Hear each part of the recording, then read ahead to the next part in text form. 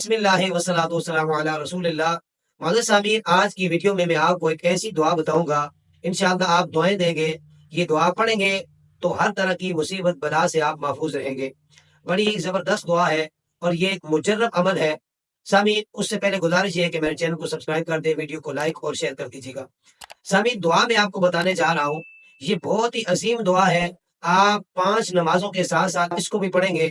ویسے بھی بندہ جب نماز پڑھتا ہے تو اللہ تبارک و تعالی بندے کو بڑی کرم نوازیاں فرماتا ہے۔ نبی رحمت صلی اللہ تعالیٰ علیہ وآلہ وسلم نے ارشاد فرمایا، جب بندہ نماز کے اندر کھڑا ہو جاتا ہے تو اس کے گناہ اس طرح گر جاتے ہیں جس طرح پت جھڑ کے موسم میں، خزاں کے موسم میں درختوں سے پتے گرتے ہیں۔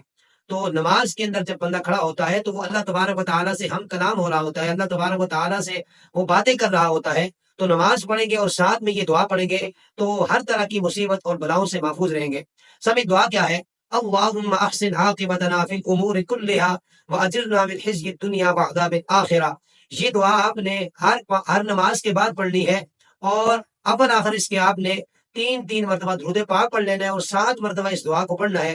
یہ عمل آپ مسلسل کریں تو آنے والی تمام مصیبتوں، پریشانیوں، دکھوں سے اللہ تبارک و تعالیٰ آپ کو محفوظ رکھے گا۔